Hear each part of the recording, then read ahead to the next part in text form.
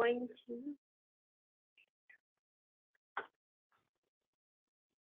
mute it all, and I'm going to turn this over to Donnell.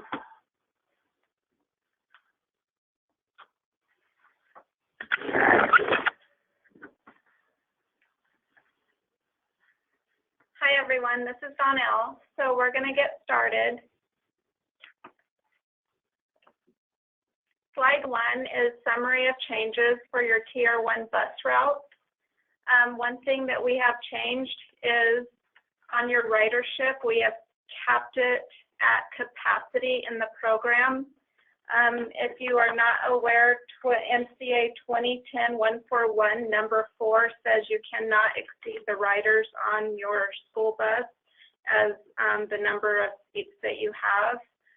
So in the transportation program, and I'll show you.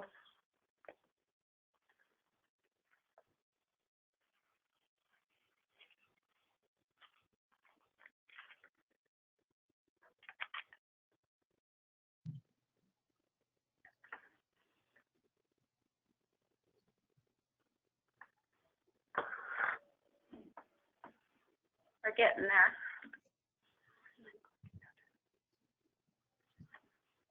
So what I did is I'm logged in, and so what I did is I chose Brockton. If Brockton is on here, your real information isn't in here. I just threw some information in for this training. So if you were to go to data entry, bus route, TR1 bus route,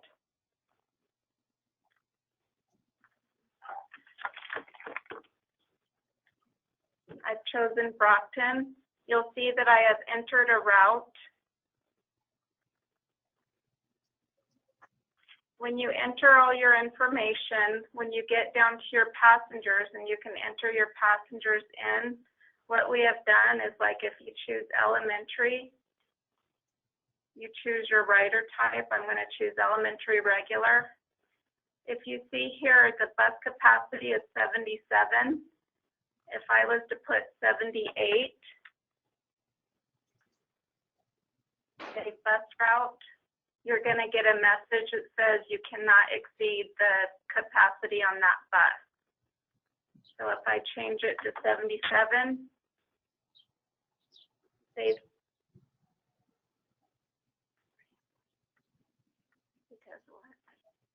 But you already have one in there, so it wouldn't allow you to say 77. So 76. Oh yeah, we'll go 76. Sorry about that. And save. Then you can see that it saved all the passengers. Another thing that we have changed is when adding new passengers, if you choose elementary, you would not be able to choose like high school regular. It's got to stay in the either elementary level or the high school level. If you try to let's see. You're going to get rider type cannot be high school regular. Good morning, Kaiser School. Hi. Yes. Hi. I'm going to mute someone. Hang on.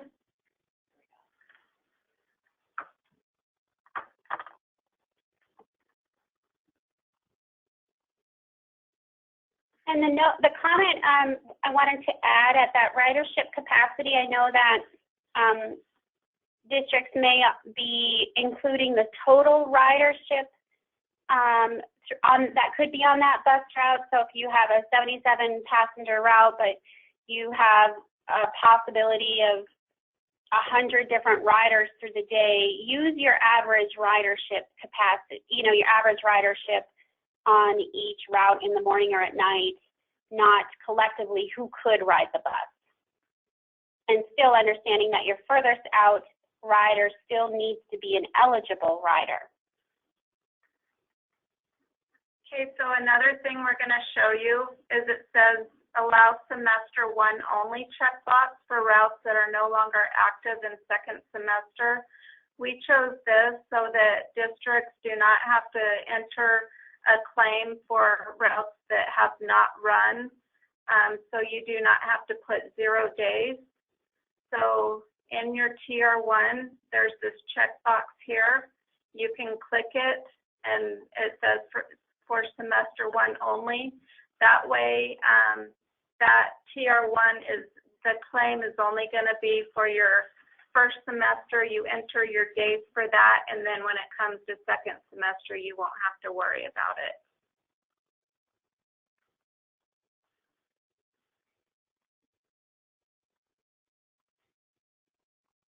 Are there any questions on this slide regarding the TR1 bus routes?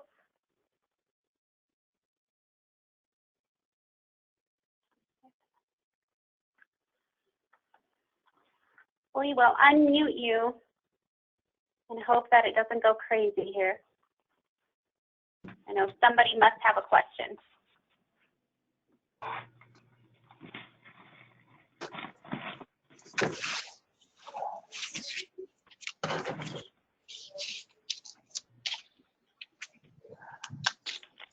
Okay, well, if anybody thinks of one later, do put it in the chat box. We will keep moving on. Okay, so your second slide is your summary of changes for the TR4s. Again, this is kind of like the TR1s. We've added the allow semester 1 only checkbox for contracts that are no longer active in the second semester. This again is so that you do not have to create a claim that is not active and enter 0 days. So also when it comes to second semester and you see that you would have to enter days for that contract that is not active, you can go back to the contract, click on semester 1 only, and then you do not have to enter a claim for it. I'll show you.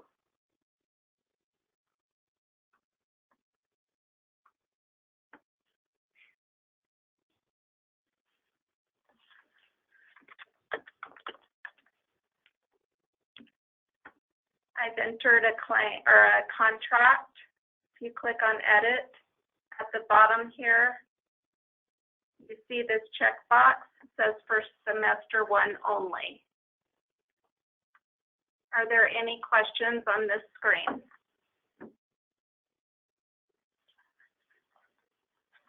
I'm going to unmute you so you can ask the question.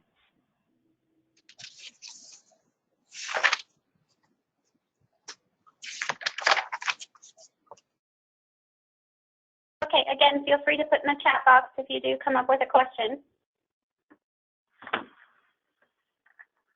Okay, so slide 4, summary of changes for the TR13A. The TR13A is the bus inspection form for your Type E buses only. This is a separate set of inspection requirements, so that's why we created a different inspection form. So if I go into transportation program, I go to report, buses, you can see TR13 and TR13A bus inspection forms.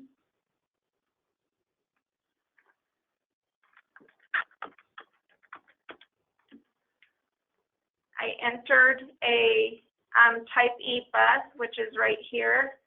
If you check the box and you want to print the bus inspection, you print to PDF. This is the inspection form that you are going to use for the Type E buses. So you'll see that this is a completely separate set of requirements for those Type E buses. If you want to just print a blank one, you go over here, print blank TR13A. Your data is not going to be pre-filled on your blank form, so you would have to have this filled out either by yourself or Highway Patrol. And then again, it's a complete separate set of requirements for your inspections.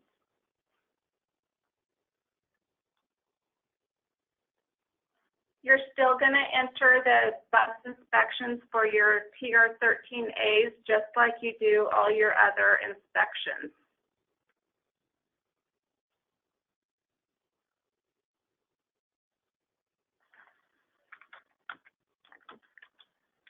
So you'll still go to this screen and you'll be able to choose a bus and enter your inspection date.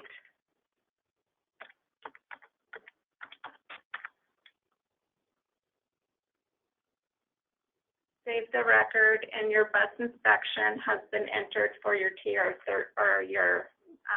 E bus. Are there any questions regarding your bus inspections for your Type E buses?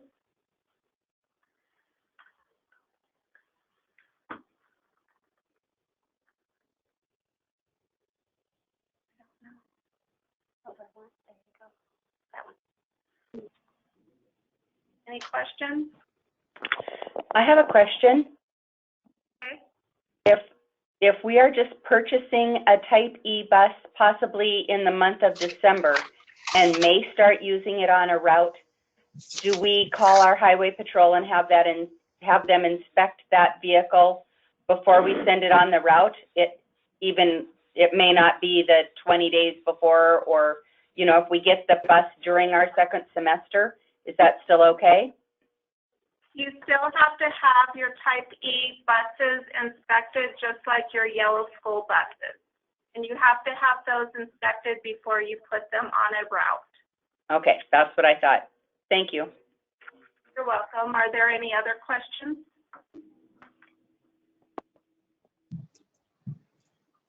Okay, so we'll continue on. Nope, we'll just mute you again.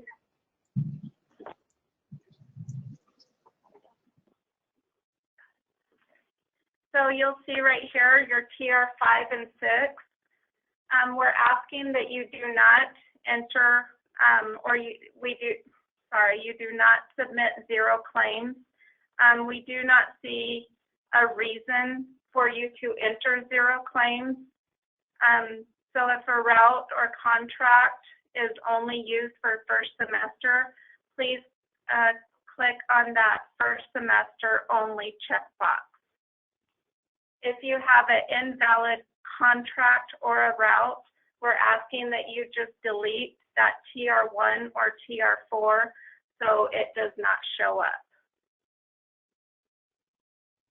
But we do understand there are ineligible rider routes, so those are a little different, but we're trying to have clean data because we report to the Board of Public Ed every year, transportation information, and if we have zero claims that are either not valid routes or not routes that were used or truly used, then we don't want to have incorrect data presented to the Board of Public Ed if we can help it.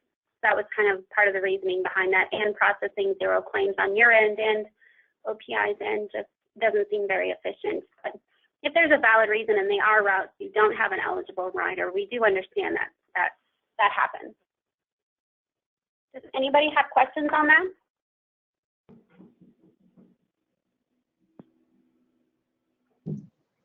Okay, we'll move on. It's an easy group today. Hey, Donnell. Yes? What? Yes. Hey, on those Type E buses, is there any type of licensure to drive those? All you need is a standard Montana driver's license. You do not need the CDL endorsement, but you do still need to meet the requirements of a bus driver having the training and the first aid certification and the medical.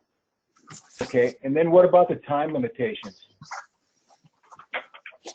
I mean, can a coach drive the bus, drive all the way to Kalispell, coach, come back and be on the road essentially a 17-hour day? Is that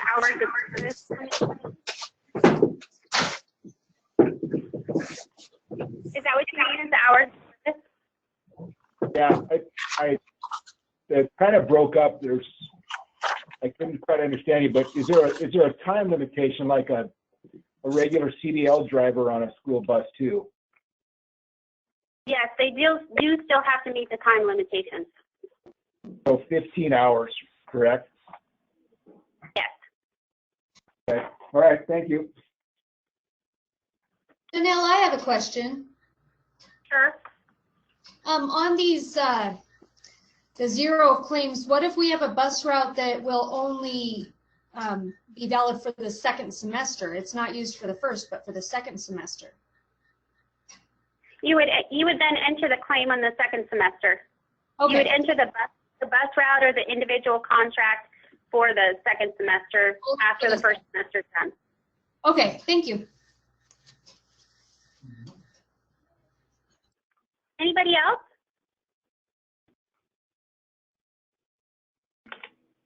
Okay, again, there's the chat box. We are going to mute everyone. The red one. So moving on to slide 5.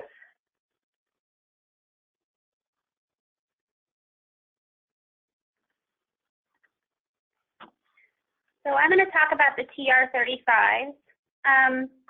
One thing that we have run into in processing claims as districts, now you go in and as data on the TR35 is changed, you go in and you update your TR35.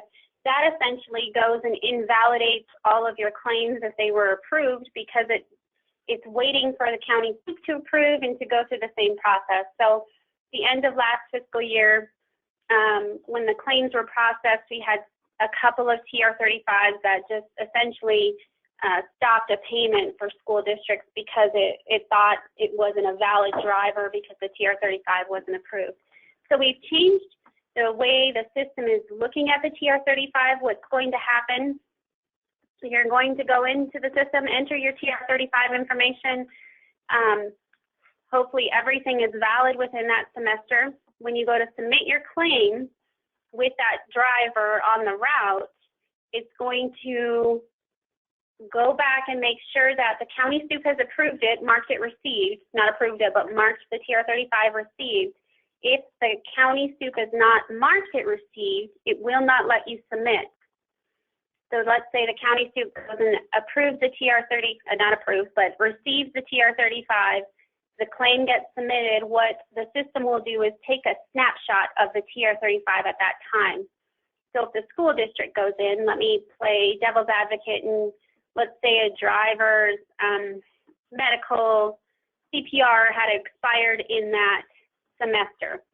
The system is not going to go back and look at the new data you put in. It's going to be looking at that original data. So let's say you submit your claim, driver Donnell had her CPR lapsed middle of it. When the claim submitted, it's going to show that it's only paying the days through her valid CPR date. So let's say, oh darn it, we got to go update it. So you go in, you update the TR35. What you will have to do for your claims processing is OPI will have to unsubmit your claim. You will have to submit your TR35. The county SUP will have to approve it. You have to resubmit your claim, and the county SUP has to approve it. And I know that seems like a lengthy process, but we want to avoid at all costs the system overriding your claims as zero and not paying. So I understand when you submit your claims, what we're suggesting to districts is make sure that all your TR35s, they will have to be marked received by the county SUP, but all the dates in the TR35 are valid through that whole semester, or you will have to have us unsubmit it and then redo the TR35, have the county SUP approve it. So this first comment, when we say a district changes, the claim gets reverted to unpaid, that's what this first section is all stating. So I know that sounds really confusing, but it's just to keep these claims being paid time, not being marked as unpaid. And if there's any county SUPs on the phone, there's a few, they probably know what that was because they went, wait a minute, these were actually approved, and they were. So we're fixing that problem, and this is the best solution we have. So just make sure your TR35s are valid for the entire semester date, and then submit your claims only when your county SUP's approved. Otherwise, you literally will not be able to approve it. And there's not really anything. I can show you all the dates I'm talking about. I know you all mostly will probably know. I think there might be one for me, so I don't want to pick on them. Nope. Must have deleted myself.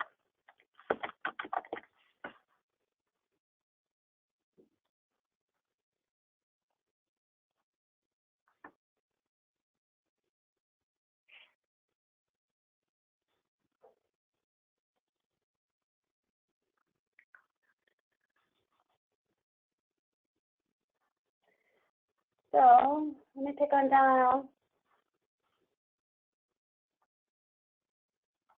So these are the dates you want to make sure are valid for the whole semester. So when you do your first semester claims, you need to make sure that this date gets you through the entire semester. 2020 that does. Medical expiration date, CPR, those are all good. I'm going to skip this part for now, and we will go into that, but certificate issue date. So then this one would be eligible, and this one would pay if the county soup had marked it approved. Let me go back to my notes. Yeah, I wanted to make sure I didn't skip. I see you're seeing all the things we're going to show you, but so the Type E bus, which is the non-traditional school bus, I call it, that does not require you to have a CDL. Let's say Donnell is a driver and she doesn't have her CDL, she's only driving a Type E bus. This is where you're going to check that. However, if you have hired drivers that are driving a Type E school bus but still have a CDL, do not mark this, because if then you assign that driver to a Type A bus that does require a CDL, your claim will not be paid. So only use this if it's truly a driver without a CDL. Otherwise, keep all the other information the same. When you do click this, your license expiration date is still your Montana driver's license. The rest of these conditions are still required for Type E bus drivers, so they still have to meet all of these. And so this second thing, when a driver's entered, one thing we've talked about is new drivers get the 60-day grace period per administrative rule to obtain their first aid CPR.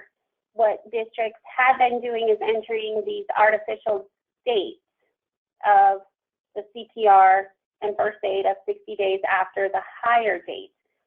So we don't want to give the illusion that the drivers actually have the CPR or first aid, just in whatever case. So we have this grace period date allowable in the system for new drivers only. So it's going to be 60 days after the hire date. So keep that in mind, not just from the issue date of the TR35, but the hire date. And we reference administrative rule just in case districts want to go in and look and see.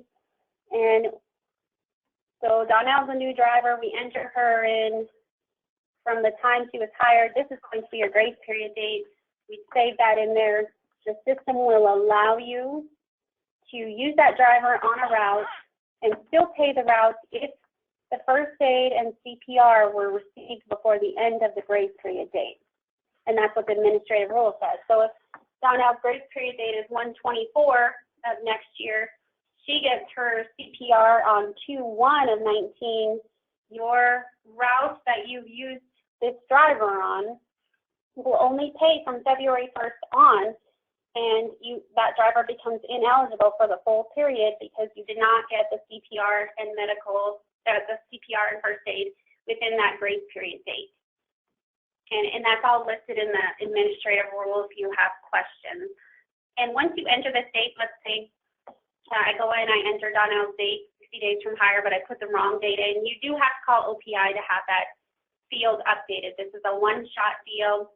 You put this in when you have new drivers, 60 days from the hire date, and then you don't get to use that again. I'm sure that made perfect sense. Donnell, do you have anything to add to that section? If you try to go over the 60 days when entering the date, you're going to get a validation that says you've exceeded the 60 days, so it will not let you save the TR35. You can only do the 60 days. And the 60-day date is using this certificate issue date. So we kind of went back and forth. We do want a validation in there of 60 days, but let's say you're entering your drivers ahead of time. Donnell's not actually going to be hired for another week, but I need to enter it today. You still want to use your certificate issue date as the date she's hired, and that'll make sure it calculates your 60 days. And it is 60 calendar days.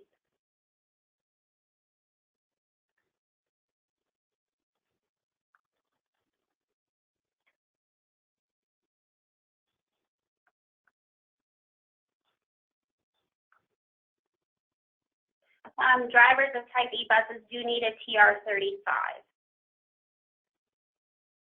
Yes, so when you do, sorry, I'm reading questions, these are good questions. When you use this grace period date, you do want to leave the first date and CPR date blank. Then when your driver does receive their CPR and first aid, go in and update the TR35 record.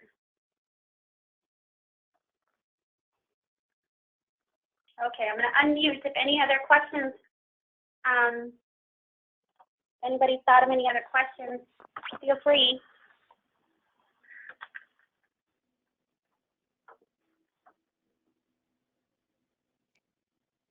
Anybody have other questions? Kind of a lot of changes on this screen. And again, just to reiterate, let's say the TR35 data doesn't get you through the semester, you have to go update something and the claims have already been submitted. We have to unsubmit your claims in order to get them to pay with the updated TR35 data. And again, you know, it's not like Donnell and I won't be available for questions when the first semester claims come around. So, okay, if anybody thinks of anything, let us know. We will keep moving on.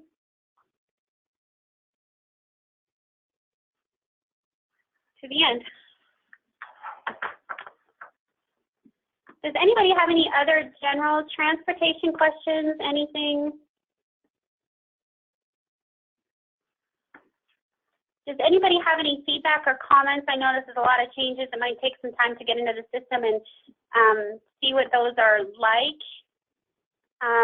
Anything else? You guys are making it too easy. There's got to be something.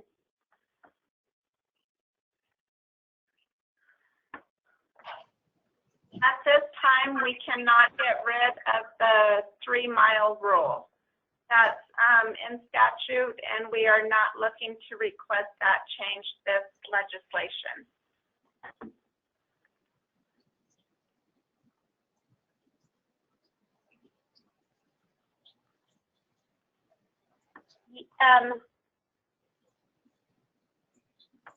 They do, the Type E bus drivers do have to pass a physical, even though they don't have a CDL. All the conditions in the bus standards for a driver of a Type E bus are the same as they will be for the ones with a CDL. So all the same training requirements, physical, CPR, all of that. And the 3-mile rule is in statute. OPI has not been looking at getting that. Our goal is to get our transportation budget fully funded next time. Let me see if I missed anybody else's questions.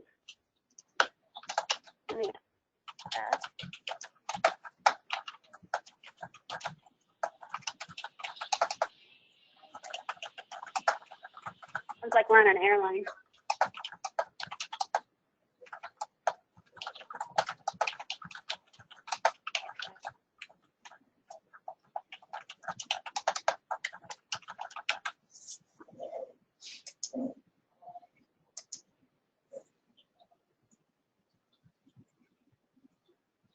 Okay, I don't see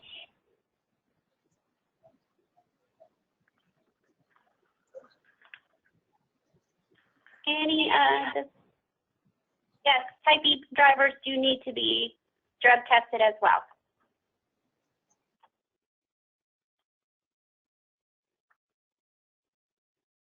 Any other questions, feedback, comments?